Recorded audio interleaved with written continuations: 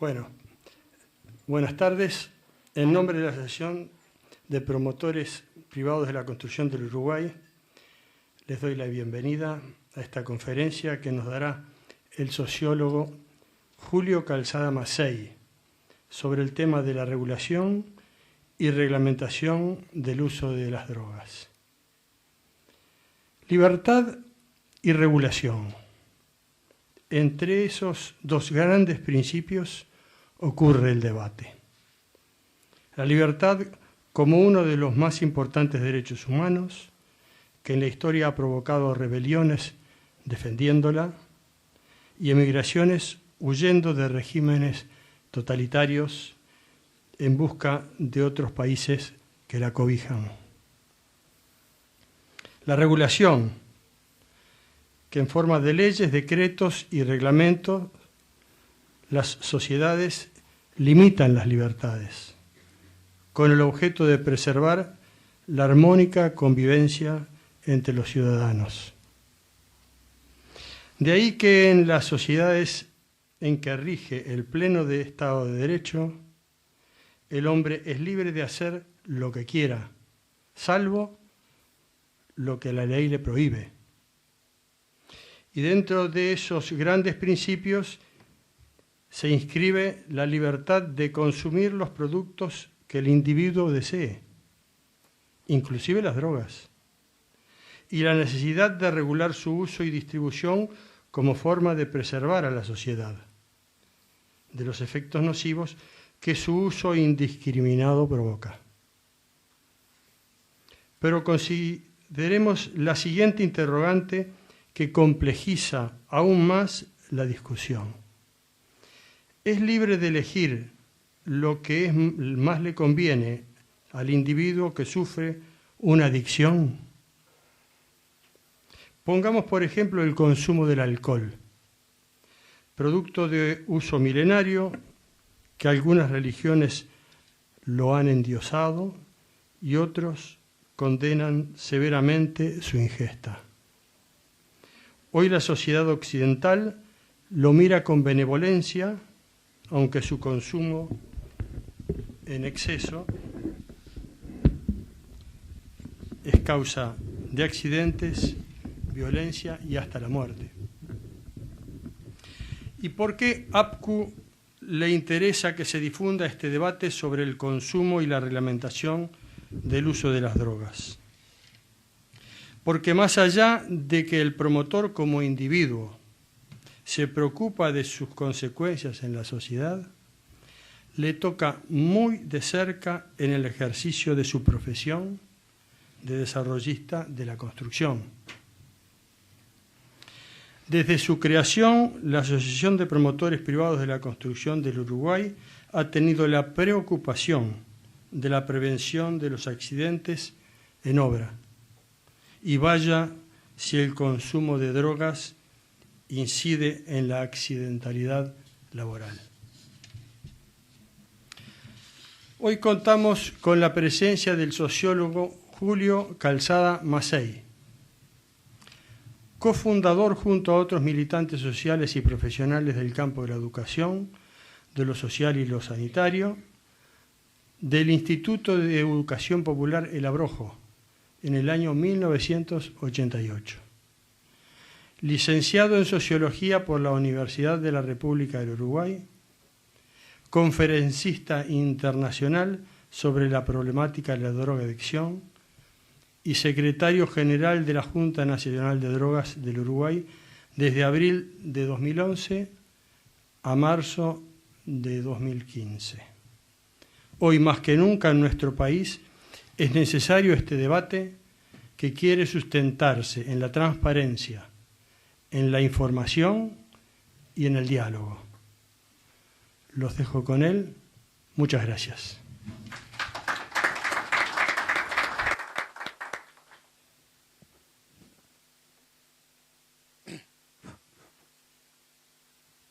Bueno, bien, buenas noches a todas y a todos.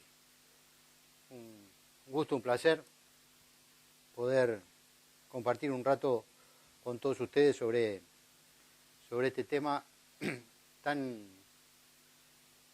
tan importante por la cotidianidad que tiene con toda nuestra vida, ¿verdad? La presentación creo que levantaron bastante la vara, no era una presentación de tipo filosófico, antropológico, si se quiere, la que voy a hacer hoy, pero me parece muy bien ese planteo inicial porque realmente, ¿no?, en la vida en sociedad tenemos un dilema que entre lo que son las políticas en materia de drogas en el mundo han estado marcadas desde 1909 en adelante, cuando un acuerdo de las potencias coloniales en aquel momento cierran y terminan con la guerra del opio. Lo que hemos vivido a lo largo de todo el siglo XX en la discusión en materia de drogas está asignado por eso, ¿no? Por una guerra que realmente duró 150 años, entre 1780 y 1909 más o menos, se dan lo que se llaman las guerras del opio, que son simplemente guerras comerciales, no son un tema vinculado a la ética, a la filosofía, como lo vemos hoy, ¿no? Era una guerra comercial entre el imperio inglés y el imperio chino, que comerciaban, ¿no? En aquella época el opio era producido estatalmente por el imperio inglés en lo que hoy es la India, ¿no? Y lo vendía en China a cambio de telas, de especias y de ese tipo de cosas. Fueron guerras estrictamente comerciales que después van a tener una cantidad de consecuencias muy importantes que es importante verlas. Ya en el siglo XX, a lo largo de todo el siglo XX, se da una discusión, un debate muy importante, como bien lo planteaba recién, entre lo que es la libertad y la prohibición, ¿no? Por un lado, eso se empieza ya a esgrimir a principios del siglo XX y tiene su punto cúlmine, ¿no?, en los Estados Unidos con la ley seca, que en el marco de la ley seca también está la ley que prohíbe la marihuana, que después no se levanta, como sucedió sí con la ley del alcohol, la prohibición, pero que van marcando y van jalonando, y durante 50 años, entre 1909 y 1912, que es la Conferencia de La Haya, y 1961, se generan un conjunto de convenciones que terminan en lo que se llama la Convención Única de Estupefacientes, que es esta convención del año 61. Disculpen porque me olvidé de esto y puede sonar en cualquier momento.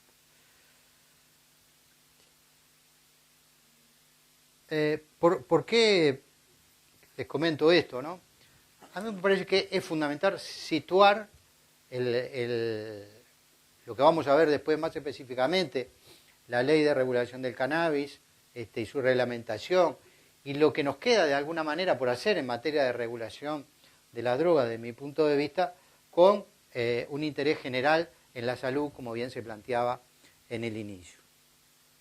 ¿Por qué hay que regular las drogas? Decimos, ahora ya entrado el siglo XXI, no porque las drogas sean precisamente buenas, ¿no?, sino porque tienen riesgos y porque son potencialmente muy dañinas para la salud. Si no tuvieran ese problema, no sería necesario quizás regularlas. Justamente hay que regularlas porque tienen riesgos y porque generan daño. Y este es un debate que es muy importante tener en cuenta y en relación al cual hay posiciones muy disímiles. Y tenemos que reconocer que estamos en un campo, que es el campo de la regulación y en el campo de las políticas sanitarias de reducción de riesgos y daños, que ambos razonamientos, ¿no?, quienes defienden a ultranza la perspectiva de la prohibición y quienes defendemos la perspectiva de la regulación, tenemos en algún momento razonamientos ontológicos, es decir, no podemos demostrar salvo dentro de lo que pensamos, ¿no? Hay quienes dicen, si no se hubiesen tomado esta medida de prohibición total en el año 61, estaríamos mucho peor. Y quienes sostenemos lo contrario, decimos, bueno, estamos como estamos porque se tomaron esta medida. No podemos demostrar lo contrario porque no se tomaron otro tipo de medidas, como quienes defienden lisa y llanamente la prohibición no pueden demostrar otra cosa porque lo que ha sucedido en el marco de ese modelo. En el marco de ese modelo, y ya corto con la parte más teórica si se quiere, que disculpen, es una cosa que me apasiona,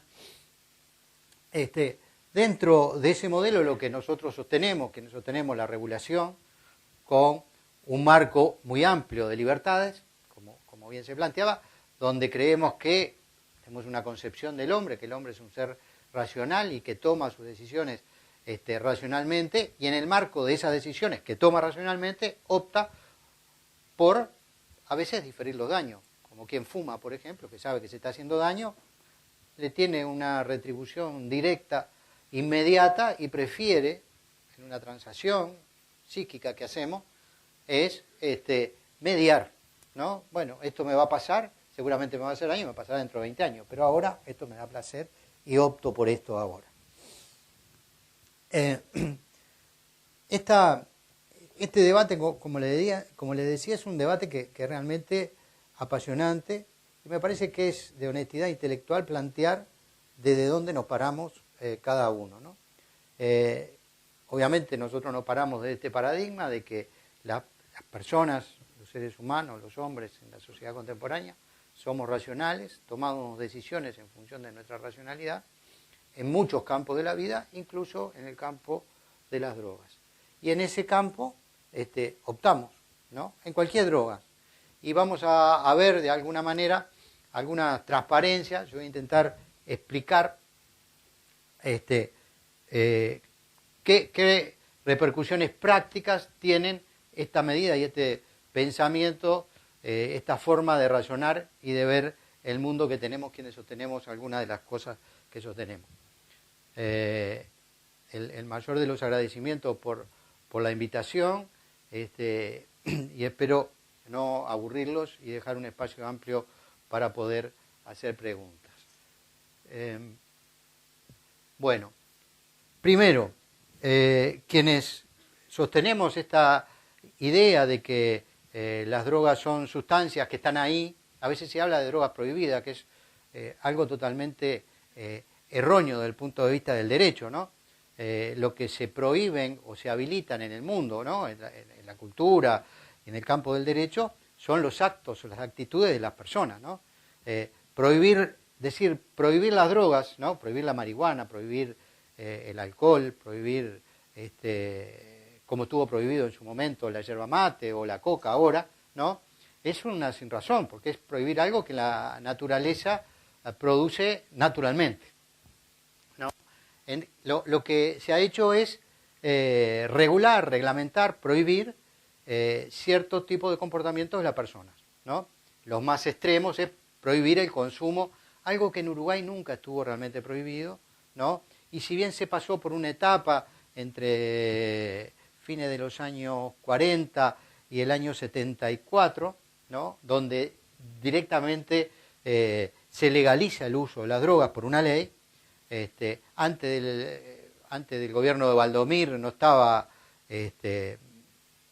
había cierto tipo de habilitaciones específicas, y después se pasa ahí en un interregno claro oscuro, pero nunca estuvo decididamente prohibida, porque tenemos una matriz de pensamiento los uruguayos y una matriz de comprensión de estos temas fuertemente marcada por el liberalismo que está marcado ya en la Constitución.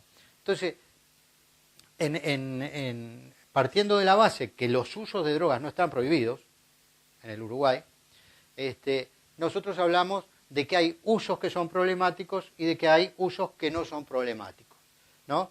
Y esto es muy importante para después cómo pensamos, actuamos, cómo legislamos y qué medidas tomamos en todos los campos, en la prevención, en el tratamiento y la rehabilitación de los usuarios, en la inserción, ¿no? Y hablamos de uso problemático cuando de alguna manera se afecta directa o indirectamente lo que aquí decimos, ¿no? La salud integral de la persona, es decir, ahí hablamos de riesgo toxicológico, y acá es muy importante también, no todas las sustancias tienen riesgo propiamente toxicológico, ¿no? Es muy claro, por ejemplo, el alcohol tiene sí riesgos hepatotóxicos, ¿no? Afecta directamente el hígado y demás. La marihuana, por ejemplo, es una droga que no tiene este tipo de riesgo, tiene otros, ¿no? Tiene riesgo de tipo pulmonar, tiene los riesgos que puede tener aspirar cualquier tipo de sustancia vulcanizada, ¿verdad? Pero no tiene un riesgo hepatotóxico, ¿no? Que esto es muy importante. Hay drogas que tienen mucho más, el alcohol es de las que más tiene, ¿no? Pero ya les digo, ¿no? El caso de la marihuana, la cocaína es una droga que aparte combinada, por ejemplo, con el alcohol, tiene riesgos hepatotóxicos muy, muy graves, ¿no? El tabaco no tiene riesgos hepatotóxicos, ¿no? Tiene otro tipo de riesgo y otro tipo de daño genera, ¿verdad?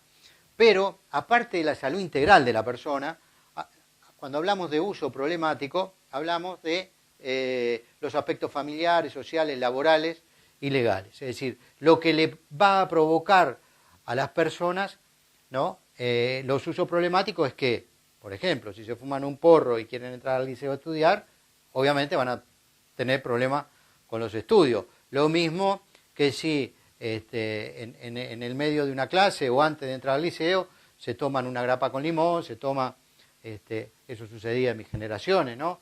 Hoy se toman una cerveza, se toman un vino, toman cualquier cosa.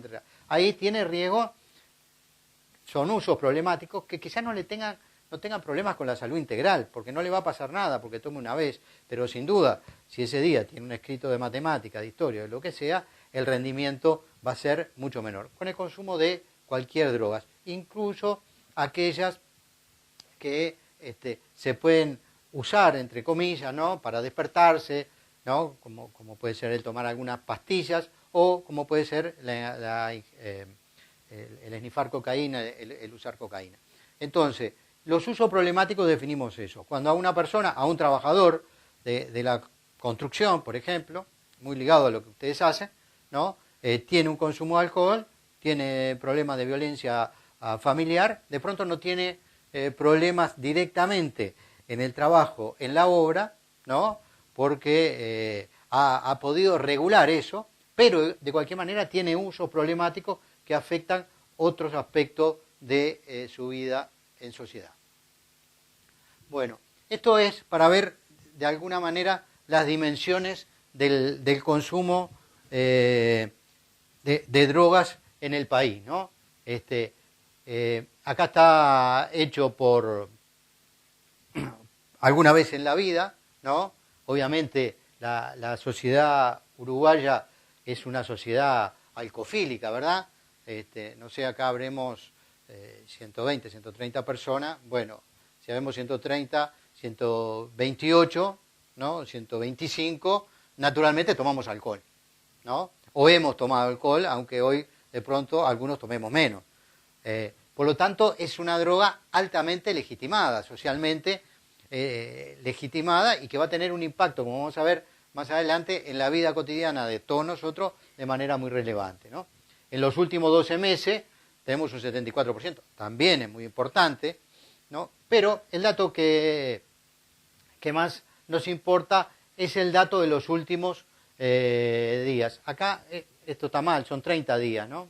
Tuve un error ahí en esa diapositiva, son 12 meses y 30 días. Esto es el consumo en el mes. Entonces, acá aparecen dos tipos de usuarios, no van a aparecer en todos, que son los que toman permanentemente, que hay una ley que se llama la ley de Pareto, que el 20% de los usuarios de cualquier droga consumen el 80% del volumen total de drogas consumidas. Esto está bastante estudiado, es un tema en el cual no hay dos bibliotecas, hay un acuerdo generalizado en quienes trabajan en estos temas.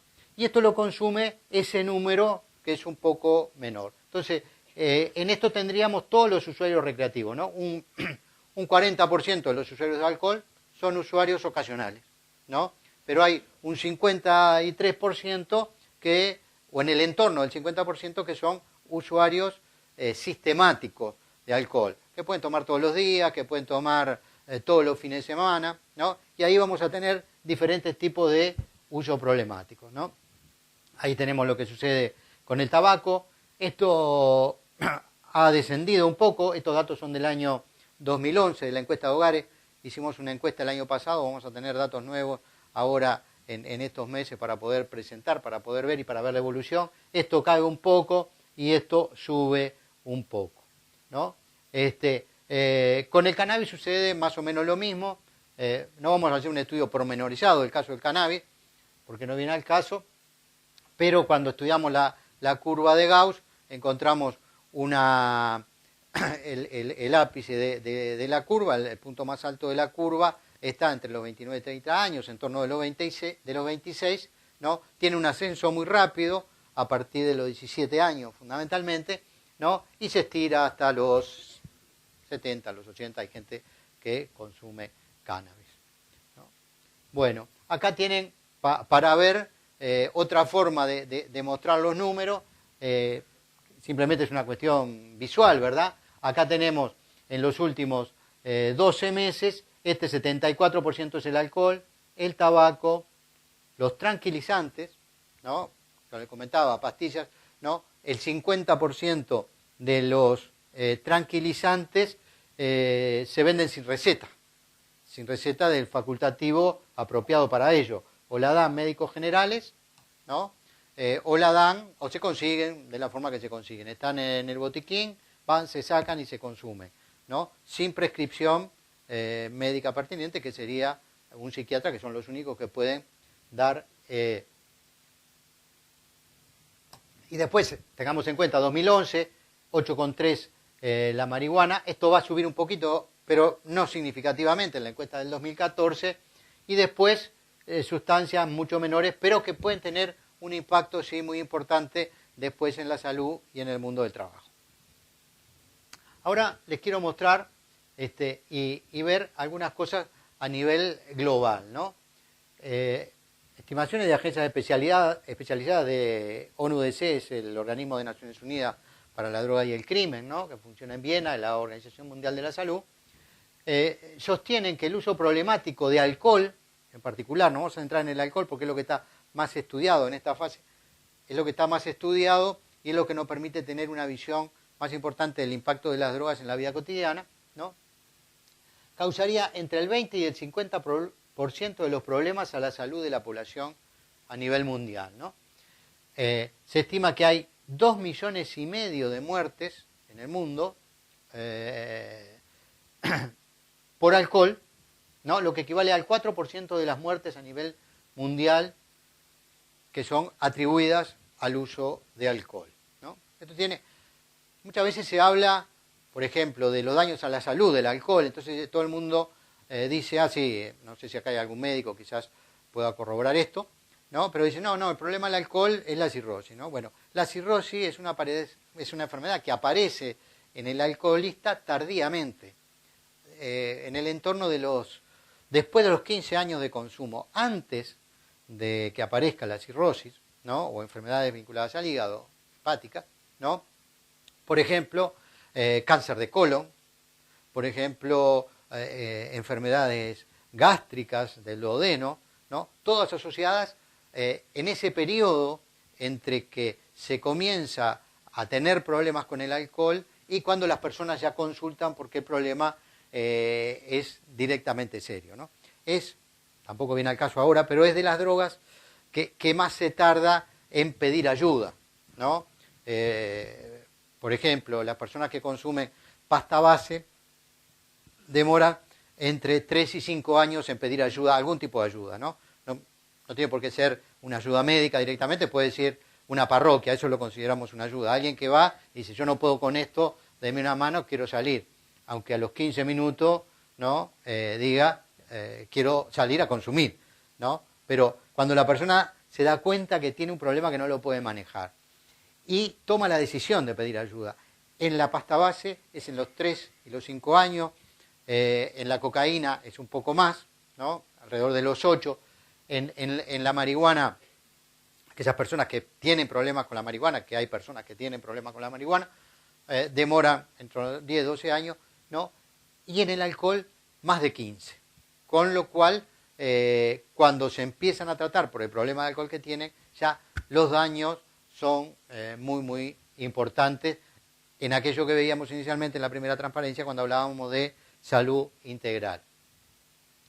Bueno, si nosotros, esta realidad en el mundo, ¿no?, del 4%, en el Uruguay, debería de tener, desde mi punto de vista, estar por arriba de ella, ¿no? En el Uruguay debe ser por encima del 4%, porque nosotros tenemos ese 92% que les decía, ¿no?, de la media de usuarios de alcohol, ¿no? Quiere decir que junto a la sociedad mediterránea, España, Francia, Italia fundamentalmente, Grecia, somos de los países, junto con Chile, que consumimos más alcohol, particularmente de vino, en el mundo, ¿no? Pero también han visto algunas estimaciones. Hace 2 o 3 años fuimos, creo que fue el 2013, el país que consumió más whisky del mundo, más que los irlandeses, más que los ingleses, más que todo, ¿no? Si nosotros hacemos una media, ¿no? Uruguay tiene en el entorno, por la tasa de mortalidad, cada 1000 habitantes es esto, ¿no? Esa tasa no es diferente, fíjense, a la de Suecia. Opa, se me fue. No es diferente a la de Suecia, que es 10,21, a la de la Unión Europea en general, 10,05, nosotros estamos 10,55. Suiza es un poco menor. Argentina y Brasil. ¿Por qué son menores estas tasas? Porque la tasa se calcula también en función de la tasa de natalidad. Y estos son todos países que tienen, salvo Suiza, se lo puse para contrastar un poco, pero tanto Argentina como Brasil tienen tasas, y sobre todo, Brasil está cambiando mucho esto ahora, pero sobre todo en el 2011, 2012, cuando son estas muestras, tenía una tasa de natalidad muy baja, el 60% de la población con menos de 18 años, para el caso de Brasil. Por eso tenemos esta tasa de mortalidad. Quiere decir que nosotros tenemos en el entorno de 32.600 muertes al año en el Uruguay, de las cuales unas 1.300 son debidas al uso problemático de alcohol, ¿no? Esto es una regla de 3, ¿no? Si nosotros tomamos unos datos que teníamos de también el 2012, que había 100.000 trabajadores en la construcción, tenemos que al menos debería haber en el entorno de 400, ¿no?, muertes al año por alcohol. Y este es un problema que lo podríamos solucionar teniendo políticas efectivas, políticas preventivas, ¿no?, políticas que obviamente tienen una responsabilidad primaria el Estado, ¿no?, y después corresponsablemente el conjunto de los actores de la sociedad, empresarios, trabajadores, ciudadanos en general. Volvemos entonces a esto, ¿no? Esto se condice, ¿no?, directamente, ¿no? Este número de 403 está asociado directamente a esta realidad, ¿no? Acá, a esta realidad. Obviamente ustedes saben que el tabaco provoca alrededor de 5.000 muertes por año en el Uruguay. Quiere decir que es una droga que tiene un impacto muchísimo mayor que el que tiene el alcohol, tiene otras características, ¿no? Y son otros los abordajes, y es otra la forma de la adicción que se genera a partir del uso de alcohol. Entonces, hablamos de la idea de regular, ¿no?, de romper de alguna manera con ciertos vestigios que teníamos de la prohibición. En el Uruguay, paradojalmente, como les comentaba, Uruguay en octubre del año 74, en plena dictadura militar, dicta una ley que va a contrapelo de todas las leyes que hay en América Latina en esa época y legaliza efectivamente, por una ley, el uso de drogas.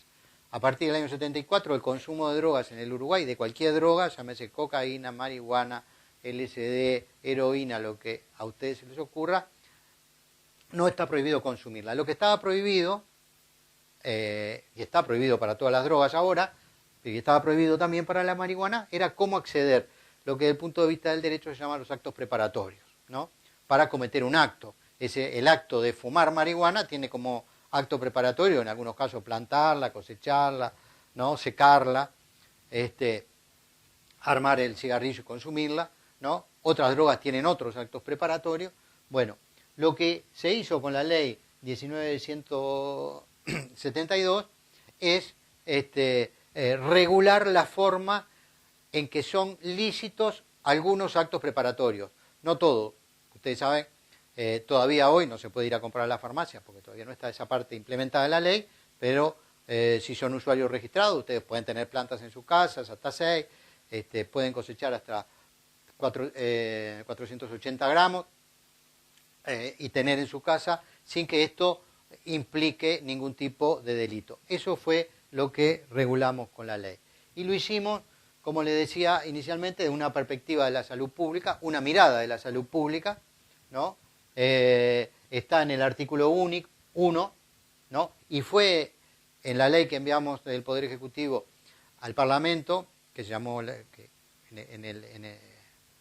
digamos, en la prensa se la llamó la ley de artículo único, y algunos parlamentarios también la llamaron como la ley de artículo único, porque era una amplia exposición de motivos donde hablábamos de todo este tema que yo hablé al principio, y en un artículo poníamos lo que terminó siendo después por parte de los legisladores este artículo 1 y 2, y donde nos importaba fundamentalmente plantear el tema como una cuestión de salud pública orientado a minimizar los riesgos y reducir los daños, ¿no? A partir de la promoción de información, educación y prevención, ¿no? En el artículo 3 insistimos, ¿no? Y se insiste en la ley con el tema de la salud, ¿no? Es una ley desde nuestra perspectiva fuertemente marcada por esta perspectiva de la salud, que dice que las personas tienen la libertad, como decíamos al inicio, de usar drogas, ¿no? Tienen que tener la responsabilidad de usarla de manera no problemática. El Estado se queda con la facultad de regular la adquisición de las sustancias, la forma de producción y de adquisición de las sustancias, y de encarar los problemas que puedan devenir de este uso desde una perspectiva de la salud. A diferencia de lo que sucede, hoy ya un poco menos, ¿no? Pero a lo largo de los países de la región, y en el enfoque prohibicionista, que es catalogar a esto como una acción penal, ¿no? Entonces, cuando decimos pasar de la criminalización a una perspectiva de salud pública desde la perspectiva de los derechos humanos, estamos diciendo esto, ¿no? Reducir riesgos y daños, brindar respuestas sanitarias y tratar al problema desde el punto de vista sanitario. Y esto va a tener un aspecto muy importante, que ha sido de los más polémicos, en la reglamentación, que es el artículo 42, ¿no? Que dice qué tipo de cosas tenemos que hacer cuando, por ejemplo, un trabajador se presenta a trabajar en la industria de la construcción, ¿no? No tiene por qué ser en una obra, puede ser en una oficina, en cualquier lugar, ¿no? Pero particularmente en la industria de la construcción hay muchos riesgos asociados a tareas de riesgo, ¿no? La tarea de una oficina es muy inferior el riesgo al que hay, obviamente, cuando se está en un segundo, tercero, quinto, 10º piso, 20º piso, ¿no? Trabajando bajo los efectos de cualquier droga, sea alcohol, sea marihuana, sea cocaína, sea lo que sea. Entonces, implica eso, ¿no? Esa perspectiva de salud va a reflejarse después cuando veamos el decreto reglamentario, ¿no? Este es el decreto reglamentario de mayo de 2014, tiene un año, ¿no? Y se encuentra prohibido fumar, mantener encendido, consumir, ingerir productos de cannabis o a base de cannabis durante la jornada de trabajo, sea en los lugares de trabajo o en ocasión del trabajo, y en general durante todo el tiempo en que el trabajador se encuentre a la orden del empleador, ¿no? Esto da un marco general y después va a plantear las opciones que tiene el empleador para regular esto, para controlar esto, ¿no? Esto implica que una persona está trabajando, entró a trabajar a las 7 de la mañana, ¿no? A las 7 de la mañana cuando entra en la construcción, ¿no? Sale, almuerza, y cuando ingresa se fuma un porro en el almuerzo. Bueno, mientras estaba a la orden del empleador, porque está en la media hora, que es un acuerdo entre las partes, ¿no?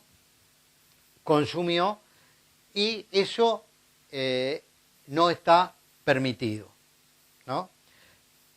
Está a la orden del empleador una vez que entró a trabajar, aunque haya consumido una hora antes, ¿no? Y está, obviamente, a la orden del empleador si está en un piso y se arma un porro y se lo fuma, ¿no? Entonces, todo esto se encuentra prohibido. Asimismo, se encuentra prohibido laborar cuando el trabajador tenga afectada su capacidad para la realización de sus tareas debido al consumo previo de cannabis psicoactivo.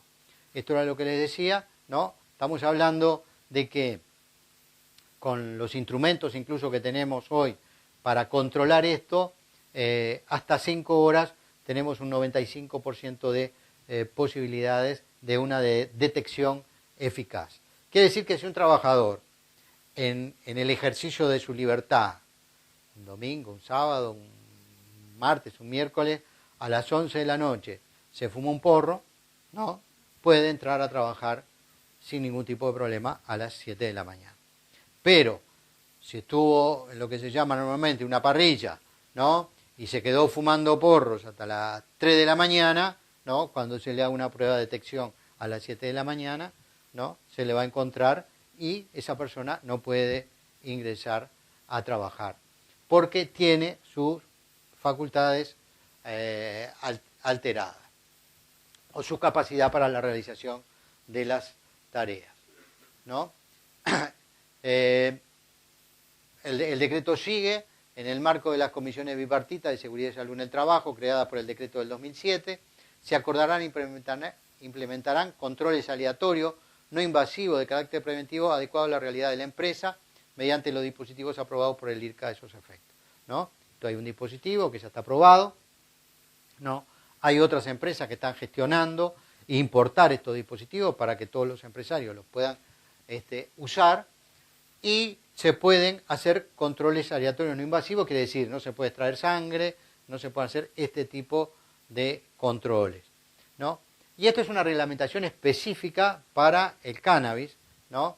El cannabis es una sustancia liposoluble, es soluble en las grasas, ¿no? Entonces una persona que haya consumido cannabis, de acuerdo a su tenor graso, puede tener en sangre residuo de cannabis por días, por semanas, en algunos casos por meses, ¿no? Quedan las grasas que tenemos en el cuerpo, residuos, ¿no? Y que incluso se pueden efectivizar en algún momento, lo que normalmente los usuarios le llaman el déjà vu, ¿no? Es decir, que sin haber consumido vuelven a tener como la experiencia del consumo, ¿no? Esto se produce desde el punto de vista biológico porque moléculas de tetrahidrocannabinol, que es el principio activo del cannabis, permanecen activas en el organismo, ¿no?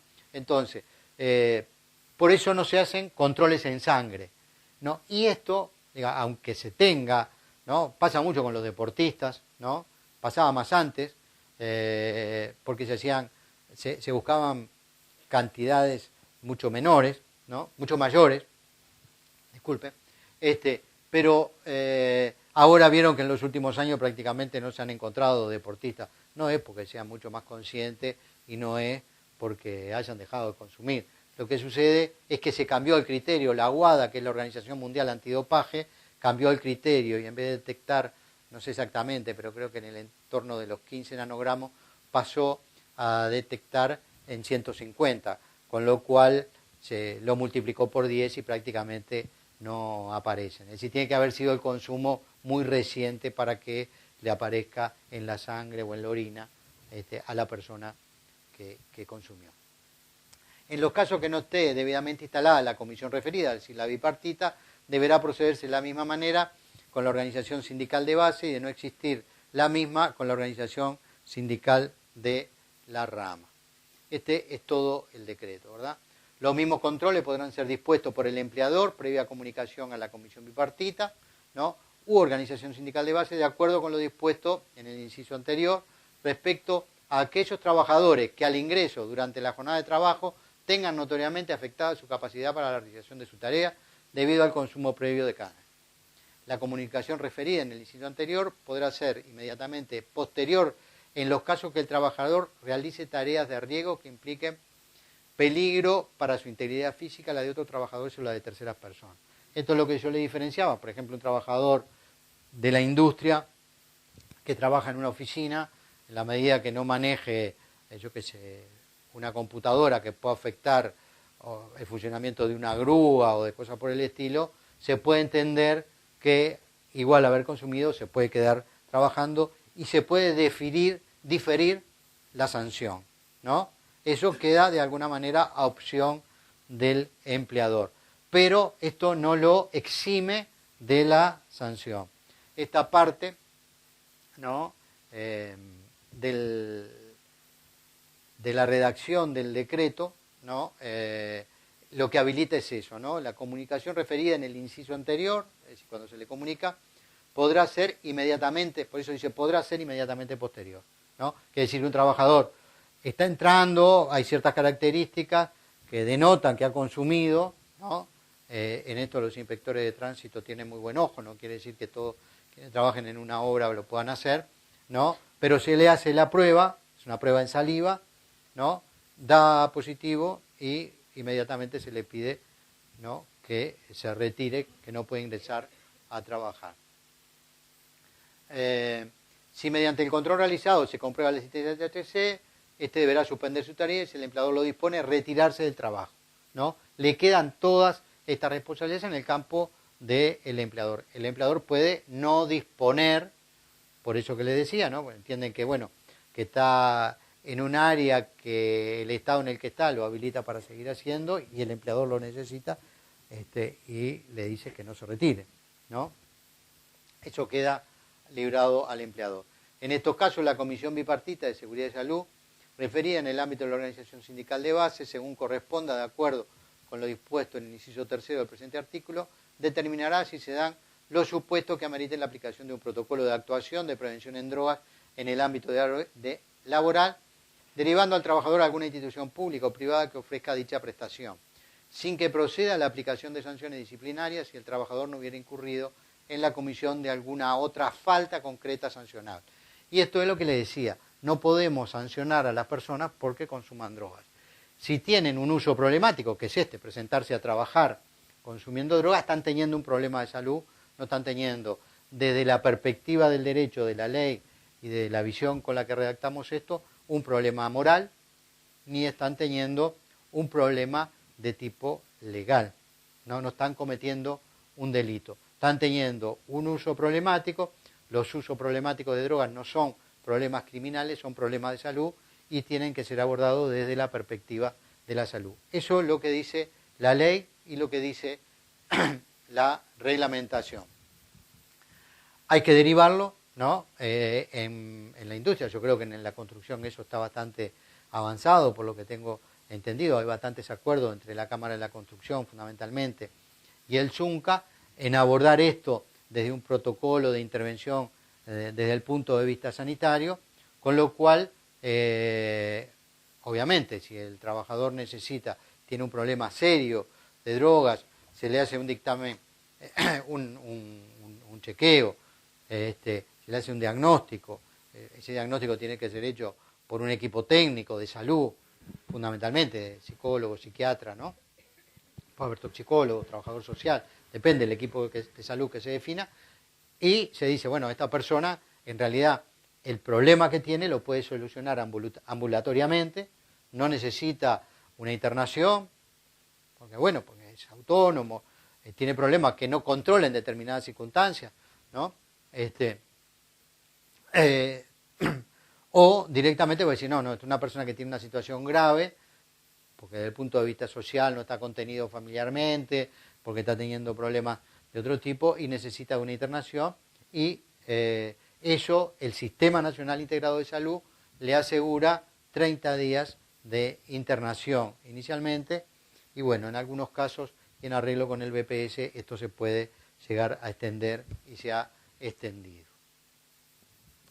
La última parte de la reglamentación: en todos los casos en que los controles arrojen resultados positivos, el trabajador puede decir, no, yo no consumí, ¿no? Y tiene el derecho a hacer bajo su cuenta, ¿no?, y bajo su costo, una prueba testigo, ¿no? Sacarse otra muestra, ¿no?, porque ustedes le hacen la muestra y salta en 5 minutos, da si es positivo o si no, no es una cosa que se demore. Bueno, da positivo, entonces dice, no, yo no consumí, bueno, tenés la opción de hacerte otra muestra, ¿no? Tiene que firmar una documentación y ese va a su costo y lo tiene que pagar él en el caso de ser negativo lo que le da, ¿no? En ese caso se saca una muestra de saliva, se pone en un tubo de ensayo, se tapa y se envía al laboratorio de la Facultad de Química en Pando, ¿no?, al Polo Tecnológico de Química en Pando, donde hacen el análisis y dicen si efectivamente existió el consumo o no. Este examen tiene un 99,8% de posibilidad de no dar errado. El que hacemos en saliva con los dispositivos que tenemos tiene un 95%, es decir que puede haber algunos casos en los que dé errado. Bien, y para cerrar, un marco para las intervenciones posibles en el mundo del trabajo es esta cláusula presentada por el Ministerio de Trabajo y Seguridad Social en el Consejo Superior de Salario, que está para su aprobación ahora, ¿no? Las próximas reuniones de los consejos de salario, que empresarios y trabajadores acuerdan abordar el tema del consumo de alcohol y otras drogas en el ámbito laboral, siguiendo las recomendaciones de la OIT, quien propone el abordaje de la perspectiva de la salud laboral y el impulso mediante la negociación colectiva del desarrollo de un programa preventivo con carácter participativo, no sancionador, voluntario y planificado. Esto es importante porque tiene que ver con lo anterior, voluntario, si el trabajador se puede negar, ¿no? Pues si no, yo no quiero realizar un tratamiento, ¿no? Los problemas los puedo manejar solo.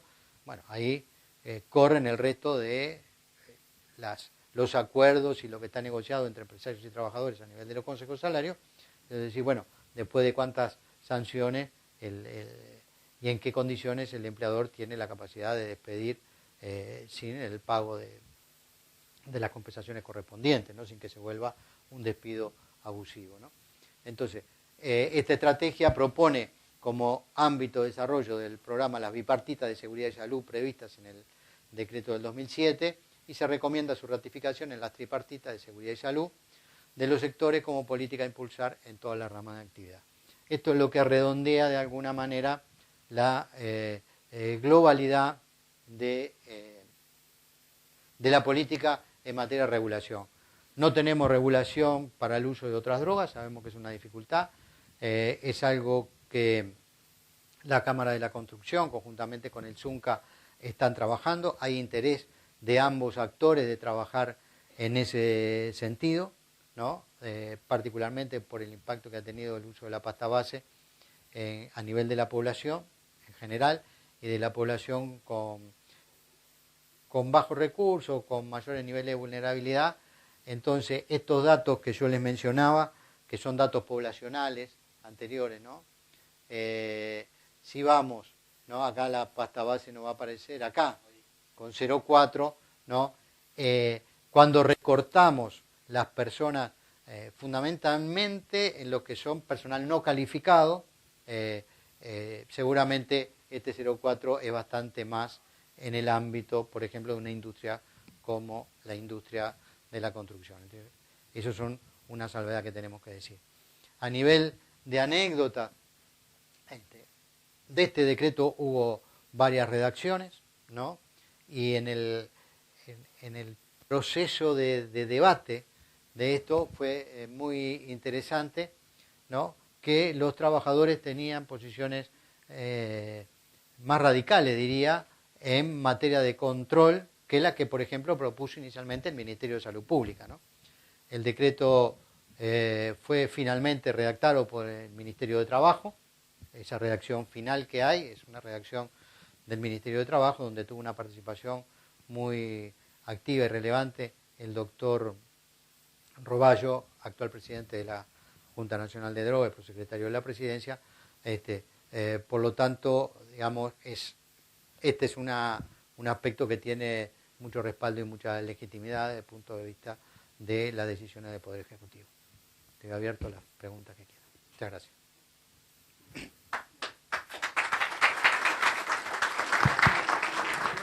minutos para que se tomen y empezamos con las preguntas después. Como quieran. Como ustedes ¿Quieren descansar un poco? ¿Comemos sándwich y después volvemos? Sí, así pensamos las preguntas porque hay muchas. 5 minutos, por favor, porque después las preguntas te las hacen. Porque surgen un montón de preguntas muy buenos. Bueno, muchas gracias. Agradecemos mucho. Tenemos otra, que hay un artículo de drogas que sería bueno que lo viera. Él lo escribió una jefa de personal que estudia abogacía. ¿Qué pasa su mail? Sí, sí. Le doy mi tarjeta porque Marta. a veces quería referir a mí. No, que no sabía tu nombre, no, iba a decir. Sí, dame, lo escribo. Esta no. No, voy anotando. ¿Cómo hacemos? O sea, Ahora me quedan 2 o 3. Preguntas. 4 preguntas y la... Si hay alguien más. empezar. Bueno, me tocó a mí la primera pregunta, bárbaro. Por lo que he visto, la intención es básicamente un marco no sancionatorio. Ahora, de hecho, si yo a un operario que entra a mi obra en determinadas condiciones pruebo que está bajo los efectos de alguna droga o alcohol y lo mando para su casa, lo estoy sancionando. Y de hecho, ¿hasta qué punto lo sanciono? Pierde esas horas del día de trabajo y probablemente pierda más por un tema de presentismo y eso. Ahora, ¿cuál es el asunto? ¿Por qué pregunto? En realidad, ¿no lo debo sancionar? ¿Simplemente va a su casa y no pierde nada? Porque de lo contrario, hay una especie de contradicción. ¿Lo estoy sancionando? O sea, ¿es un régimen no sancionatorio o lo es? Es un régimen no sancionatorio porque es una perspectiva de salud. Habilita al empleador tomar las decisiones en relación a si la persona puede ingresar o no. De ese punto de vista, el empleador está aplicando obviamente una sanción, está evitando que la persona ingrese a trabajar. Lo que no implica que eso pueda implicar una sanción para al día siguiente, decir, bueno, hoy consumió, mañana tiene que presentarse a trabajar, y ahí lo que prevé, por eso las últimas transparencias, porque se entiende que el problema de drogas es un problema de salud pública, es un problema de salud de la persona, es habilitar que esa persona tiene que realizar un abordaje de su problema, ¿no? ¿Cuál es el abordaje de su problema? Todos los trabajadores de la construcción están en el Sistema Nacional Integrado de Salud, todas las instituciones del Sistema Nacional Integrado de Salud tienen dispositivos para diagnosticar esto. Entonces, una persona se tiene que diagnosticar y en función de eso se le dirá si puede abordar ese problema que tiene de manera ambulatoria o si necesita una salida de tipo residencial, por ejemplo. Le adelanto, el 92% de las personas no consultan, las personas que usan drogas en el mundo, ¿no? Esto no es un tema de Uruguay.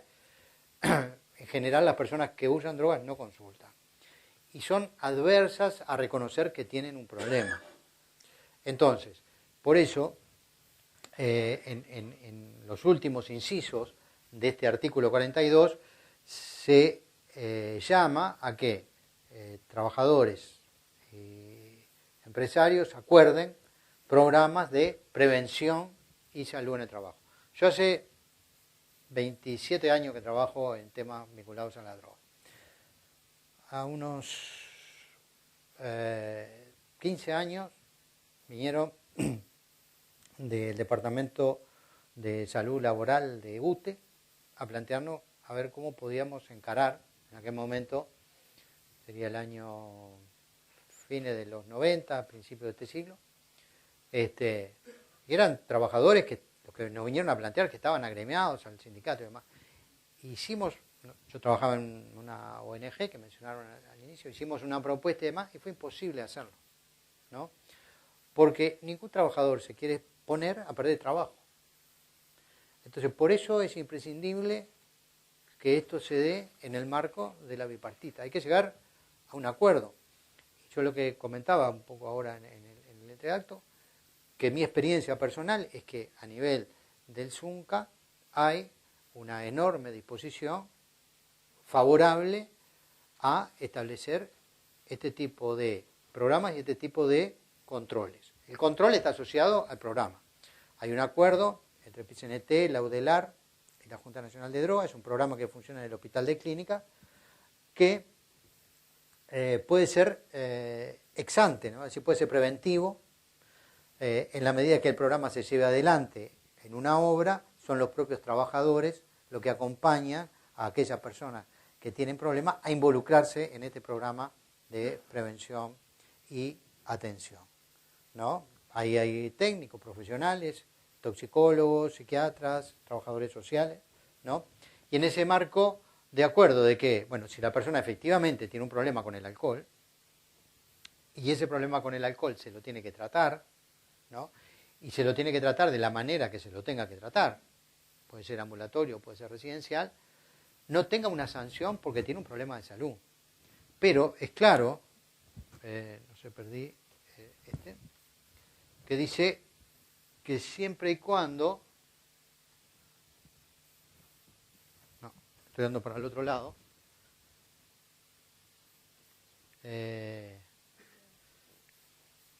instalar la comisión de no existir la misma la organización sindical. Lo mismo, los trabajadores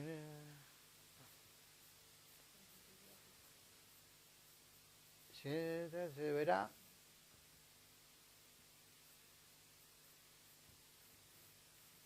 que ameriten la aplicación de un protocolo de actuación de prevención de drogas en el ámbito laboral, derivando al trabajador a alguna institución pública o privada que ofrezca la prestación, sin que proceda a la aplicación de sanciones disciplinarias si el trabajador no hubiese incurrido en la comisión de alguna otra falta concreta sancionable derivada de las obligaciones que emergen del contrato de trabajo, ¿no? Si un trabajador entró fumado de marihuana y se le dio por romper una herramienta, ¿no? Ahí el poder sancionador es diferente a que tenga un problema con la droga, ¿no? Se lo puede sancionar porque rompió una herramienta o por las sanciones que haya. Yo no conozco cómo funciona la industria de la construcción, ¿no? Bueno, yo qué sé, se calentó con uno que estaba trabajando, lo miró mal y agarró, pumba, y rompió una puerta que se acababa de instalar, ¿no? Le pegó un martillazo, un marronazo y la rompió. Bueno, capataz dice, fulano rompió la puerta, ¿y por qué rompió la puerta? Bueno, porque me calenté. Bueno, entonces, eso debe tener una sanción, me imagino, en la industria, ¿no? Entonces, el hecho de que haya consumido marihuana, ¿no? No es un atenuante para aplicar la sanción, ¿no? Tampoco es un agravante, es independiente, ¿no? Si consume marihuana, si consume cocaína y si consume en el ámbito del trabajo, ¿no? No si tiene un consumo en su casa, si ese consumo afecta su relación con su compañero de trabajo, con los empleadores, amerita que se lo trate desde el punto de vista de la salud. Si comete un acto indisciplinario, tiene la sanción que tiene el acto indisciplinario. Y esto lo tengo bien presente porque esto fue de los aspectos más discutidos en esa comisión cuando redactamos este artículo, particularmente por la industria de la construcción y por la industria del transporte. Una consulta en relación a eso. De cierta forma, en el nivel empresarial, en el sector empresarial, lo que se dice que si bien está claro que si se está drogando y habla mal o esté en alguna otra conducta, que obviamente que es disciplinario y tendrá sanción correspondiente, básicamente lo que he investigado un poco es que el sector empresarial como que está en oposición en el sentido de que, bueno, está drogado, por lo cual tiene sus capacidades alteradas, disminuidas, lo que sea. Y eso ya coloca a sus compañeros de trabajo, no sé, colocarlo como una persona drogada en un balancín en riesgo, sin tener que, de cierta forma, hablarle mal. O sea, el hablarle mal o levantarle una pala, sabemos que, bueno, le puede venir, le puede pegar una falta disciplinaria. Pero el también estar drogado y estar haciendo una tarea donde capaz que, bueno, da vuelta y está a punto de caerse y pone en riesgo al compañero, también es. Entonces, a ese nivel es como más la discusión. ¿Por qué no se está viendo esa capacidad alterada como también un factor para, de cierta forma, marcar una sanción? Pero es que si la persona está en esa situación, está teniendo un problema de salud. Entonces, lo que se dice, se tiene que tratar ese problema de salud, ¿no? Es un problema de salud como si sos diabético o como si tenés cualquier otro tema de salud que tengas, ¿no? No por eso amerita que la persona sea sancionada, ¿no? Acá hay... Esto es una digresión y ya la puedo hacer con mucho mayor libertad fuera del gobierno, ¿no? Yo creo que en ese concepto que plantea la política de drogas en el Uruguay, que esto es una responsabilidad compartida de todos los actores y demás, hay que poner arriba de la mesa todas las drogas, ¿no? Hay que poner las drogas que yo le mencionaba en una de las transparencias, que son de uso médico, ¿no? Una persona que consume cierto tipo de psicofármacos no puede estar en una obra, ¿no? Y no puede manejar un vehículo. Capaz que puede realizar alguna tarea de oficina en algún lugar que no ponga en riesgo otras cosas, ¿no? Entonces, yo por eso hacía el hincapié inicialmente en el punto 1 y 2 de la ley y en esta reflexión, que es un poco más teórica, ¿no? Conceptual, es cómo entendemos el problema, ¿no? Si no lo entendemos desde el punto de vista moral, ¿no? De una moral que dice está bien o está mal consumir drogas, es una cuestión de la persona, no es de la moral pública. La persona, o puede ser de un grupo, una religión puede entender que no se puede tomar café, está perfectamente reconocible, como las hay, ¿no? Ahora, no vamos a prohibir el uso del café, ni vamos a sancionar a las personas porque usen café.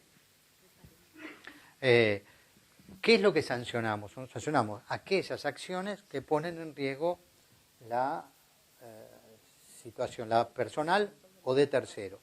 Cuando se trata de un problema sanitario, lo tratamos sanitariamente, ¿no? Y en este caso entendemos, la ley, la concepción de la política entiende que el uso de drogas es un tema esencialmente sanitario y lo que hay que hacer es habilitar a que esa persona al otro día mismo, de que quiso ingresar, por ejemplo, a trabajar, habiendo consumido drogas, o ese mismo día, tenga una respuesta desde el punto de vista sanitario. Es decir, el empleador le puede decir, bueno, usted se tiene que presentar ahora, le digo positivo, usted tiene que ir, lo habilita la ley, el decreto reglamentario, tiene que ir a su mutualista, me tiene que traer un informe médico de que usted está en condiciones de seguir trabajando, si no, no lo puedo dejar entrar. Y eso implica, de hecho, una sanción. Perdió el día de trabajo, perdió los incentivos, ¿no? Perdió el presentismo y tiene que traer una documentación que acredite que está en tratamiento, que se está tratando y que le dicen que el tratamiento tiene que ser ambulatorio. Puede haber el caso en que le diga, no, mire, usted está en una condición, en un desequilibrio, porque está teniendo, ojo que capaz que la persona tiene un problema con la droga, pero capaz que tiene un problema psiquiátrico, ¿no? Que amerita cierto tipo de tratamiento y le dice, no, y usted tiene que tomar tal tipo de medicación y eso lo inhabilita para trabajar en determinado tipo de trabajo. Entonces, el trabajador se tendrá que presentar y diga, mire, yo puedo trabajar, pero tengo que trabajar en otra cosa. El empleador verá, esto fue algo bastante discutido también, si en el ámbito de trabajo hay otro lugar donde se la pueda asignar, ¿no? También le puedo contar anécdotas. En el ámbito de la administración pública hay algunos trabajadores que son muy preciados, ¿no? Torneros altamente calificados, trabajadores que trabajan en determinadas áreas de determinadas empresas públicas que tienen serios problemas de drogas, particularmente con el alcohol. Lo que menos quiere esa empresa pública es echar a ese trabajador y tendría los elementos para hacerlo, entonces lo tiene que cuidar. Y seguramente en la industria de la construcción pase que hay trabajadores, ¿no? Estamos en un momento con una ocupación importante, por lo tanto los trabajadores calificados son muy requeridos, ¿no? Que hay que buscar preservar a estos trabajadores. Entonces esto puede ser de un interés, desde el punto de vista más mezquino que podemos plantearle a esto, ¿no? Desde el punto de vista del empresario, de no volver a calificar a un trabajador para el cual lo calificó durante muchos años. Porque acá hay una inversión de todos, de la sociedad, de los empresarios, de las personas, de los trabajadores. Y la idea es esto, no perderlo por temas derivados de los usos de drogas. Y por eso es que tenemos que tratar este tema como un tema fundamentalmente sanitario. Y darle respuesta sanitaria. Una respuesta sanitaria es la que se plantea acá. Capaz que hay mejores soluciones, ¿eh? Esta fue la que encontramos en consenso y en acuerdo, ¿no? Empresarios, trabajadores, el gobierno en aquel momento, una reglamentación que le dejara poder sancionatorio, un poder sancionatorio limitado a que no se le puede decir, no, tiene una semana de suspensión porque quiso ingresar o porque se lo encontró en el trabajo consumiendo drogas. ¿Por qué también esto? Porque hay otro aspecto de los usos de drogas, que lo peor que le puede pasar a cualquier persona que use drogas es cortarle las cuerdas, ¿no? Soltarle las amarras. Esto pasa mucho en el ámbito educativo, ¿no? Hay una tendencia natural a decir, no, hay que sacarlo, ¿no? Por aquella teoría de la manzana podrida, de todo esto, ¿no? Eso es, digamos, es un razonamiento casi primario que tenemos las personas, ¿no? Lo peor que podemos hacer con un muchacho que consume drogas, y que lo encontramos consumiendo drogas en un liceo, es echarlo. Va a ir a otro liceo que ya saben, ¿no? Que si se va, aparece en junio, en julio, bueno, ¿por qué aparece ahora en este liceo cuando viene de otro? ¿No? Le rompemos sus vínculos, las pocas cosas que tiene de que agarrarse, su contención, ¿no? Entonces, lo que hay que hacer es una respuesta compensatoria, ¿no? Fortalecer los vínculos, hablar, ponerlo en palabras, ¿no? Seguramente para un trabajador que está teniendo estos problemas, que consume drogas en el ámbito del trabajo, con lo que eso le puede implicar, seguramente tenga problemas en la familia. Seguramente tenga un conjunto de problemas que le van a afectar el rendimiento como trabajador también. Entonces, por eso la respuesta sanitaria. Y por eso abogar, ¿no? Por la firma de convenios, ¿no? Que faciliten la realización de programas de prevención y atención en el mundo del trabajo. Está ese que lleva adelante el PCNT con la universidad y la Junta de Drogas, pero a nivel de empresas se pueden hacer lo que se quieren, se puede adoptar lo que se quiera. Lo importante es que se haga. Y acá fue una discusión muy importante que nosotros dimos en su momento, es que si teníamos que legislar en todos sus términos. Y en la ley no lo pusimos porque lo dejamos para la reglamentación, porque toda la corriente a nivel de OIT plantea que lo mejor en esto es no legislar y sí ir por los acuerdos bipartitos y tripartitos. Buscar consenso y participación de los trabajadores, acordar, porque es la forma de hacerlo más efectivo. Entonces, esta anécdota que yo le contaba, ahora se está trabajando en todas las empresas públicas con programas de este tipo, ¿no? ¿Y por qué? Porque hay garantías ¿no? De que nadie me va a sacar de trabajo porque yo sea un usuario de drogas.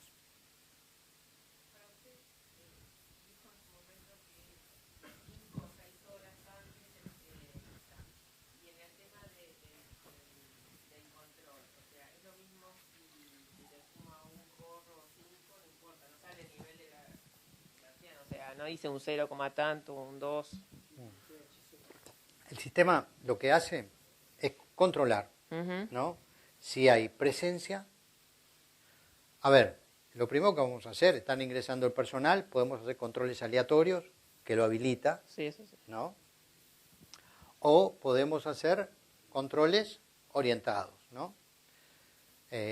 Una persona medianamente avisada puede percibir que hay alguna persona que tiene más características, particularmente con la marihuana. Con el resto de las drogas ya es mucho más complejo, ¿no? Con la marihuana tiene alguna característica, ¿no? Los ojos, las ojeras, ¿no? Uno puede mirar y ver. Entonces puede hacer esos controles y lo habilitan a la persona, retirarla de que. Cuando se le hace el control, lo que se determina es si tiene THC. No sabemos si... El nivel. Claro, es lo mismo que con el alcohol.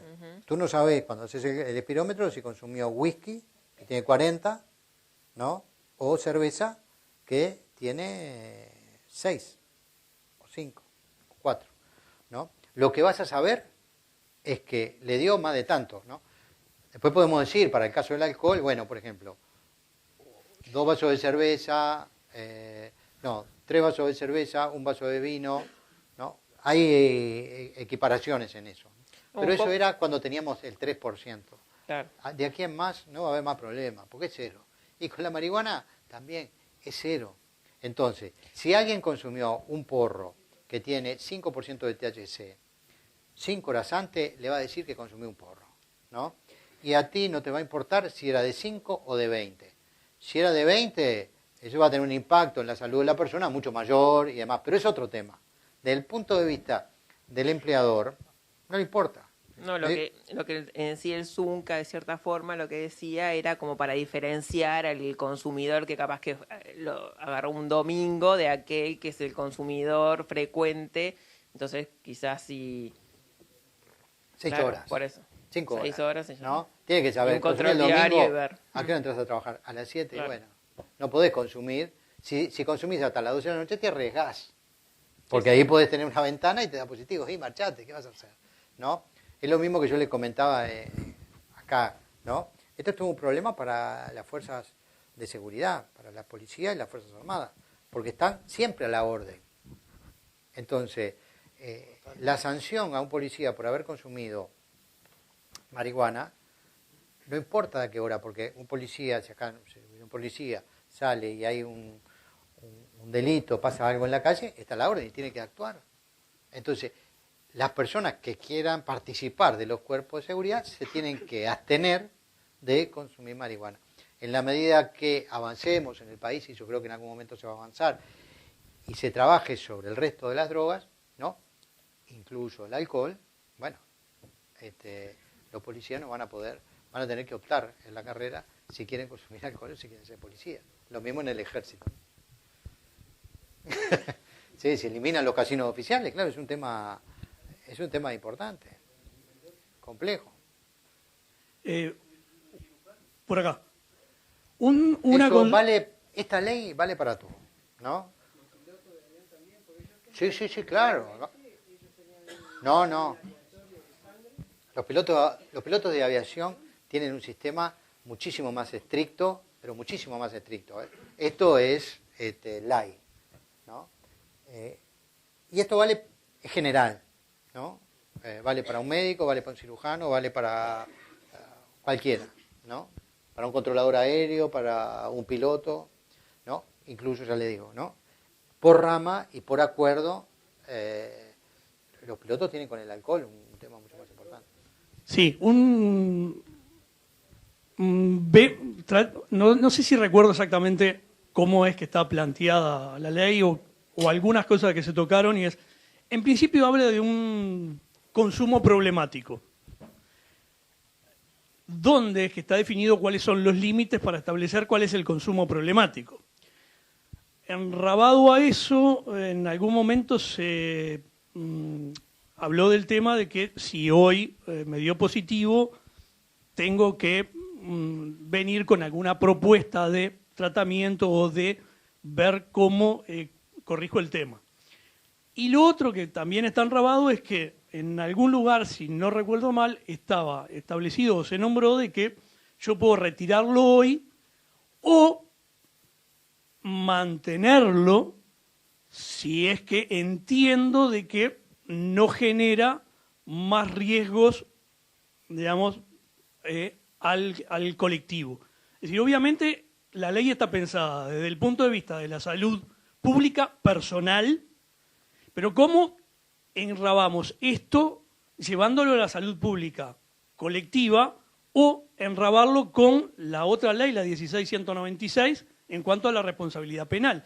¿Cómo hago yo, empleador, para juzgar o determinar si puedo o no dejarlo, no sacarlo, no convidarlo a retirarse por encontrarle, digamos, un consumo de droga? Ahora, ¿cómo determino también si ese consumo de droga es abusivo, excesivo o problemático? Es decir, ¿cómo se puede interpretar esta ley desde ese punto de vista? Teniendo en cuenta además la ley de responsabilidad penal empresarial, es decir, dejamos una persona que está afectada y no sabemos con exactitud el grado, a qué es lo que lleva el consumo de la marihuana, que en general sabemos que es distracción, falta de memoria. Eso puede afectar a los compañeros, y al afectar a los compañeros estamos poniendo en riesgo a los compañeros de él. Entonces, estamos en un círculo que no es fácil determinar para el empresario si se queda o no se queda. Sí, no, perfecto, sí.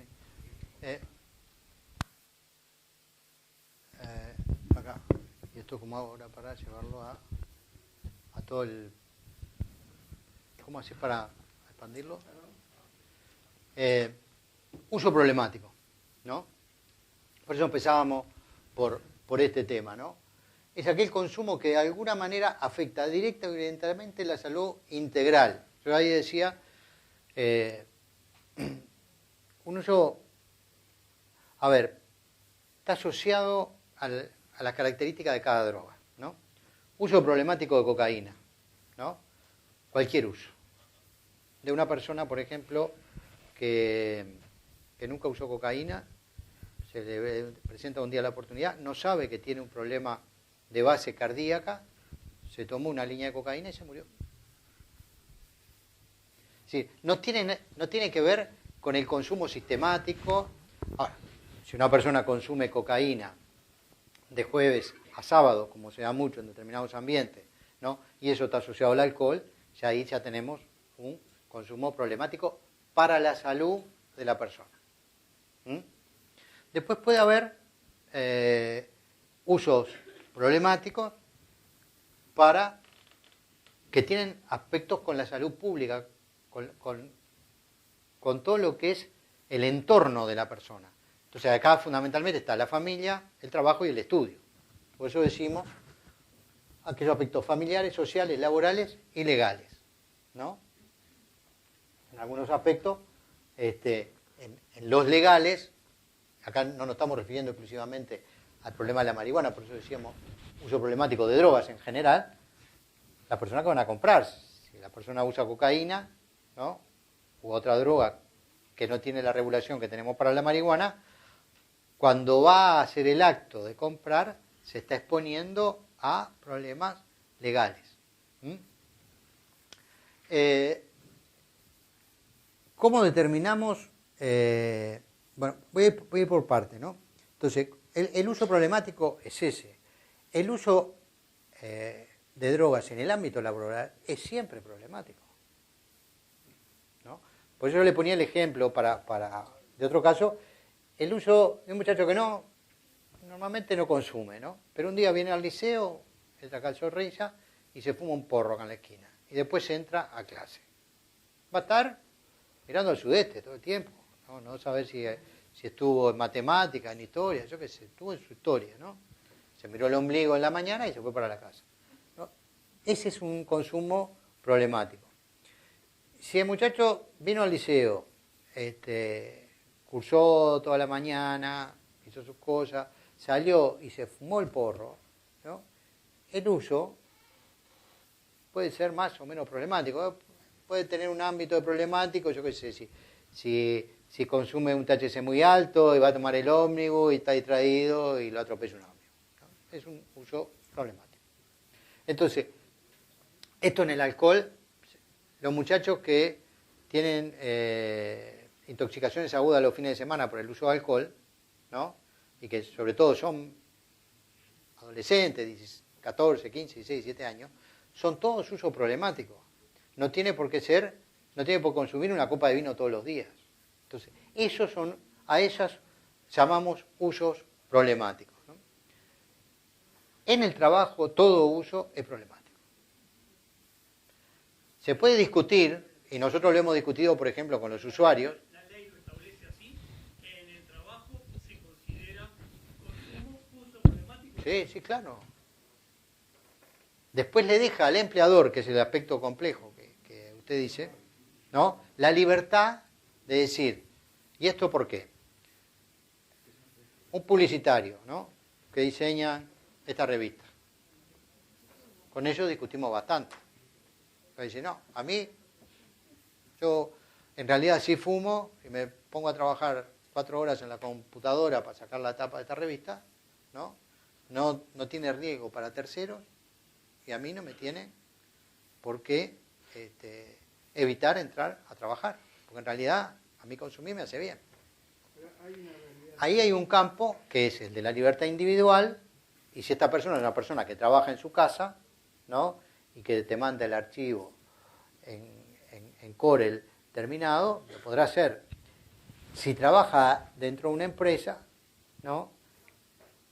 El empleador tiene la libertad de entender que esa persona no está en una actividad de riesgo, porque esto está asociado al riesgo, y que por lo tanto puede consumir marihuana y puede hacer eso, y el rendimiento no se ve afectado, que es lo que le puede interesar al empleador. Entonces, es una ley que el intento es una ley garantista, le da garantías al usuario, no lo sanciona moralmente, no lo sanciona por tener una actitud y por realizar un acto que podemos no compartir. Le deja la libertad de hacerlo en su vida privada, en su vida íntima, y le deja al empleador, ¿no? Le da al empleador las garantías para tomar los recaudos que entienda necesarios. Esto puede ser en función de, ustedes saben, en todos los campos de la ley de responsabilidad penal empresarial, son actividades de riesgo, pueden estar categorizadas, ¿no? Más allá de la opinión personal que podemos tener sobre esta ley, que durante el año 2014 no tuvo ninguna efectividad concreta, más allá de los aspectos simbólicos que puede haber tenido, ¿no? No hay ningún caso que haya caído dentro de la ley, no hay ningún juicio, no hay ni un solo aspecto que se haya tomado en cuenta. Es más para discusión en términos de teoría política, de si está bien, si está mal, daría para otro debate. Pero el hecho de poder mantenerlo, que es lo importante, yo creo que usted como empresario, ¿no? Si viene un trabajador y trabaja en el CAD, como se llama el programa ese, ¿no? Y la persona está haciendo un diseño y le rinde, y puede optar por dejarlo trabajar o no. Ahora, si usted tiene un trabajador que tiene que ir a manejar una pluma, le va a decir, no, te tenés que ir para tu casa. Durán primero. 2 preguntas más, nada más y ya están. Muy puntual. El decreto general luce bastante más benévolo que el decreto específico de la industria de la construcción, que es el 125. Y ahí surge una suerte de contradicción, porque en el decreto general habla de que sí, el empleado debe, el que fue hallado incurso en drogas, debe suspender su tarea, pero el empleador puede o no sacarlo del trabajo y no hay sanción. Eso es categórico el decreto. El decreto 125 del 14, específicamente en la industria de la construcción, el operario tiene que retirarse de la obra y además es pasible de sanción. O sea, luce más severo, repito, este decreto de la... Entonces yo pregunto, el decreto de la construcción es posterior al otro, en general. Lo que infiero es que entonces tiene vigencia de la construcción y no el otro, y no el anterior. Digo, por un tema de fechas. Está la abogada que puede responder mejor que yo, pero el sentido común, ¿no? En términos de derecho, el derecho se inclina por la sanción más benévola. Eso implicaría entonces, regería el general, pese a que de la construcción es posterior en la fecha. Sí, sí. Este decreto es solo para cannabis, ¿eh? Sí, sí, sí. El decreto que se discutió en la industria de la construcción, sí, cannabis, nosotros no participamos directamente, lo discutimos lateralmente, y está muy signado una sana preocupación, me parece a mí, tanto de empresarios como de trabajadores, por el uso de pasta base, ¿no? Por el consumo de pasta base en las obras. Sí, el texto no lo menciona, ¿no? No lo menciona, pero subyace ese tipo de consumo. Yo creo que de cualquier manera, nosotros, mire, para el alcohol hicimos una encuesta, hicimos grupos focales, estudiamos para la ley que presentamos en el periodo pasado. El usuario de drogas en general, desde el alcohol, el tabaco, la marihuana, el chocolate, ¿no? Lo que le responde es que si no tiene y se lo ponen a 50 kilómetros, se toma un ómnibus y va a Atlanta y a buscarla. Entonces, el entender estos problemas desde la perspectiva de salud pública implica pensar en las personas y en la respuesta que le damos al problema que tenemos. Y la sanción, ¿no? Podrá ser una sanción, podrán ser 3 días, un mes, ¿no? No le va a afectar el problema que la persona tiene. Y de hecho, el empresario, si se trata de un trabajador calificado, pierde, ¿no? Si es un trabajador que está ingresando en el mercado, podrá ser más recambiable, ¿no? Pero si estamos hablando de oficiales, estamos hablando de capataces que tienen problemas, porque este es un problema estadístico, ese 4% que yo decía para el alcohol y lo que es para las otras drogas, eso vale para todo, ¿no? No importa que sea, claro, cuando tienen menos nivel educativo, cuando tienen una cantidad de problemas, tienen más problemas con otras drogas que son más complicadas, ¿no? Pero en general, el enfoque me parece que es lo importante, ¿no? Y el enfoque de salud pública implica 2 cosas. Me parece que avanzar, recorrer el camino de los convenios bipartitos que faciliten la instalación de programas de prevención y salud laboral a nivel de la bipartita de salud y a nivel de la CONASAT, creo que es una respuesta que contribuye mejor al conjunto de la sociedad y de última y a la larga también me parece que es más importante para el mundo del capital, ¿no? Para el mundo del empresariado, que le preserva esa inversión que la industria ha hecho en la capacitación de sus recursos humanos. Tenemos una pregunta más y terminamos. Había una señora también por allá atrás, creo. Sí. Bueno, mi nombre es Luis Pereira, soy capataz de la construcción, voy a hablar como capataz y por los capataces. Al comenzar la jornada y detectar alguna anomalía en la persona que entra, es fácil. Pero ¿cómo la evalúo yo? ¿Con qué elementos le digo a una persona usted está drogada? ¿Alcoholizado? Es fácil porque el olor lo está traicionando. Pero en el uso de la droga como el cannabis, ¿qué capacitación recibí yo o tengo yo? ¿Qué condiciones para saber si no es a través del olor, que a veces no tiene olor porque hay cannabis que no tienen olor? Y puede la persona tener un problema de embolia, por ejemplo, que puede venir en una desestabilización motriz. Sí. que pueda causar una equivocación de mi parte. Después tengo la otra, que tengo el delegado sindical ahí al lado, que en los casos que yo cuando voy a aplicar una sanción le digo, venga compañero, llamo al delegado de seguridad, venga compañero, va acá, pasa tal cosa y esta sanción va a aplicar. Como capataz soy defensor de la empresa. Ya usted habló del oficial calificado. A ese lo tenemos que cuidar, El empresario y yo ya le hago ver que el músculo de la empresa está ahí, sirve.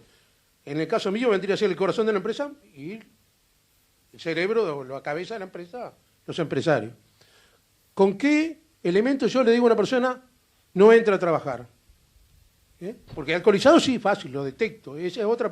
Y si esa persona, por esas casualidades, va, se hace los exámenes correspondientes y dice no tiene nada, nada más tuvo un problema motriz por sus años, por su, vamos a poner, su diabetes o cualquier otra cosa, es la curiosidad mía, nada más. No, lo primero que es importante es el acuerdo, ¿no? El acuerdo con el de seguridad y con el delegado sindical.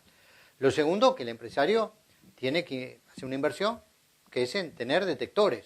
Es un aparatito un poquito más grande que este, ¿no? Usted ve una persona y le hace, ese aparatito sale, hay uno en el mercado, sale unos $15 más o menos, ¿no? Se utiliza una sola vez y se tira. Y hay que tener el acuerdo, porque usted en la obra tendría que tener aparte y hay que capacitarlo, como se capacitaron a los inspectores de tránsito, ¿no? Hay que hacer un trabajo, tiene que tener un tubo de ensayo, ¿no? Con las condiciones óptimas para poder lacrarlo y demás. Entonces, y hay que acordar la forma de traslado de ese tubo de ensayo. Usted le hace el examen con este aparato que sale $15, ¿no? Porque vio que la persona está en esas condiciones, le tiene que hacer llenar saliva primero en un lado del cachete, después en el otro, ¿no? Se genera bastante saliva. Cuando la persona tiene bastante saliva, se pasa por la lengua. Esto viene esterilizado, se pone en un lugar que sea horizontal, tiene que tener, en la obra tiene que tener un lugar donde esto se pueda hacer y tiene que esperar entre 5 y 7 minutos, ¿no? A los entre 5 y 7 minutos le va a decir, esta persona consumió cannabis, ¿no? Y usted ahí, con esa evidencia, le dice, bueno, vos consumiste, no podés entrar a trabajar, ¿no? Tiene que estar, es obligatorio porque tiene que estar acordado por la comité de obra, ¿no? Sí, obviamente que sentarse esto tiene que ser en acuerdo, porque si no nadie se lo deja hacer, es obvio, ¿no?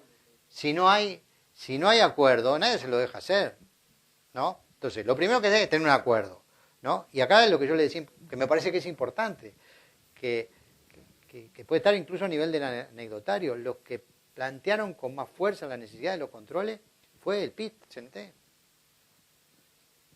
Porque esto es importante incluso para el desarrollo mismo del sindicalismo. Todos sabemos, y ustedes más que nada, que están en esta industria tan compleja, ¿no? Que la alta demanda de mano de obra y demás ha dado a la incorporación, y seguramente el compañero que es capataz lo sabe, a un perfil de trabajador que no tiene una cultura como puede ser aquellos que ya tienen más años en la industria. Entonces, el PIT-CNT también está preocupado por eso, y por eso la necesidad de esto.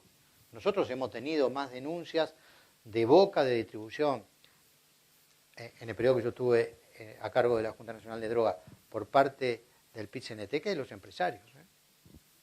Yo no, puede ser que haya habido alguno con el que hablé en alguna obra grande que hubo algún problema, que tuvimos que movernos a través porque había boca de distribución adentro, ¿no? Y eso es dificilísimo de controlar, ¿no? Y en esto tiene mucho interés el PIT-CNT en que no pase, porque desvirtúa los temas de la tarea sindical.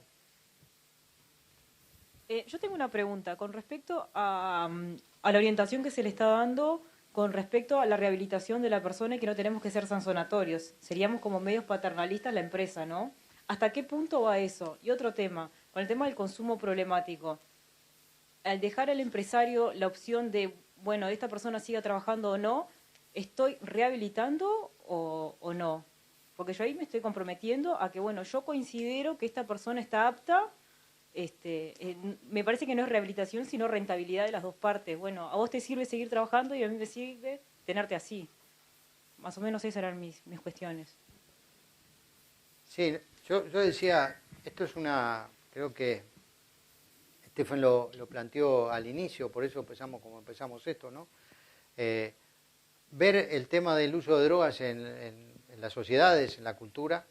Primero que decir que desde que existe escritura y desde que existe cultura registrada, ¿no? Existe uso de drogas en la historia de la humanidad, ¿no? Previo a la existencia de esto, de la escritura incluso, se ha encontrado la existencia de usos de drogas de otro tipo, ¿no? Es muy claro, hasta finales del siglo XIX, 1890 por ahí, el 90% del consumo de drogas era religioso y el 10% era recreativo, ¿no?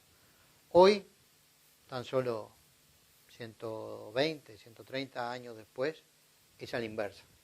El 90% del consumo de droga es recreativo y hay un 10% que es religioso. Esto cambió el mundo, ¿no? Pensemos simplemente en que hace 20 años nacía la Internet de circulación masiva, ¿no? Y que los smartphones tienen 5 años, 4. Entonces, la aceleración de los cambios en la cultura en general ha cambiado los usos de drogas fundamentalmente.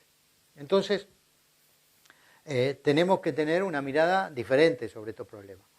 Yo no creo, sinceramente, que estemos hablando de paternalismos, ni por parte del Estado, ni por parte de los empresarios. El paternalismo es una desviación de una actitud protectora, ¿no? Y de una actitud de cuidado. Tenemos que diferenciar el cuidado del paternalismo, ¿no? Como tenemos que diferenciar la nación del nacionalismo y en general todos los sismos, ¿no? De lo que puede ser una religión, ¿no? La diferencia entre el Islam y el islamismo, ¿no? Para poner un extremo. Bueno, yo creo que acá es lo mismo, ¿no? Tener una actitud y una mirada sanitaria y decir, bueno, esta persona tiene un problema de salud. Para el caso de uno, y tiene que ser tratado como una persona que tiene un problema de salud y no tiene que ser catalogado moralmente. Eso es lo determinante en esto. Y es la ruptura con lo que es una visión, y todo lo que existía y lo que existe aún hoy en el mundo, esto que se llama el prohibicionismo, que en realidad lo que plantea es que está mal que las personas consuman drogas. El pope de esto, ¿no? El papa de esto en el mundo fue Anslinger, un norteamericano que fue el que inventó toda la prohibición, ¿no? El padre conceptual, una visión extremadamente puritana de la sociedad norteamericana de principios del siglo pasado, ¿no? Y que fue el que llevó a último grado la prohibición del alcohol en los Estados Unidos. Que es una prohibición aparte malentendida. En realidad nunca estuvo totalmente prohibido en Estados Unidos el uso de alcohol. Estaba prohibido vender en las tabernas, ¿no? Porque era una visión bien básicamente moral. Y las consecuencias que tuvo fueron nefastas. Desde el punto de vista de la salud pública, desde el punto de vista del desarrollo de las mafias. Todo esto que estamos viviendo ahora con las otras drogas, Estados Unidos lo vivió concentradamente. Basta ver una serial de Los Intocables o basta ver una versión del Padrino, de cosas de aquella época, en cómo se resolvió este tema.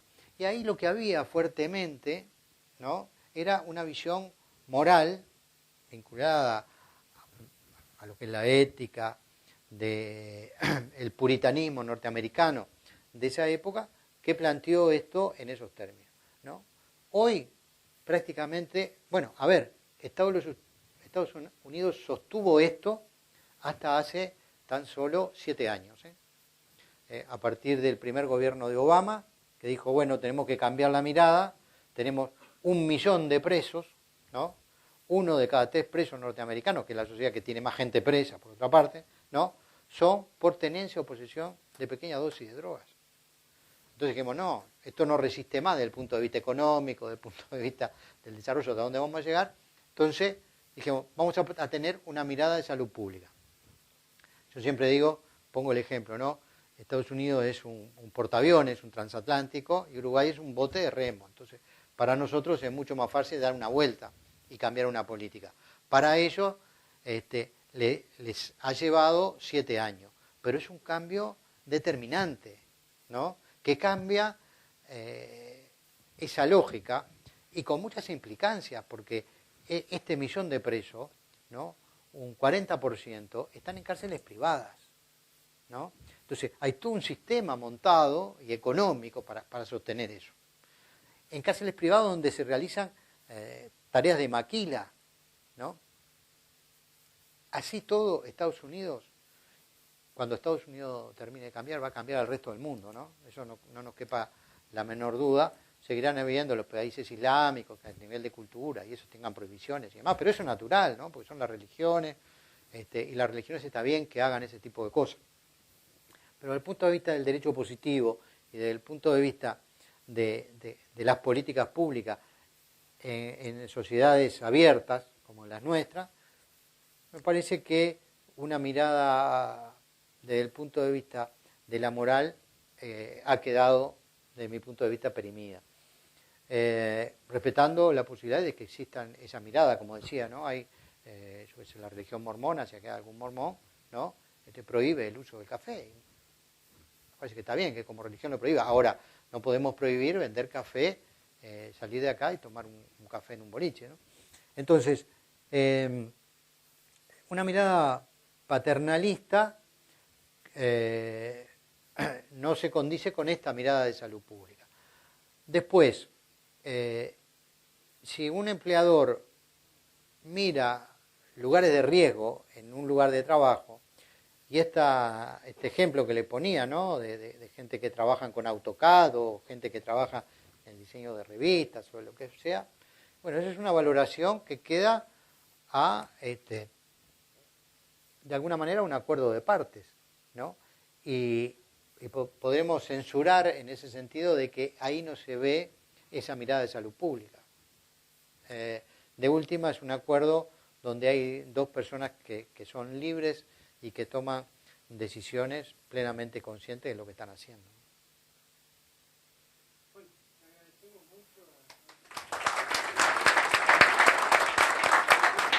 Gracias a ustedes.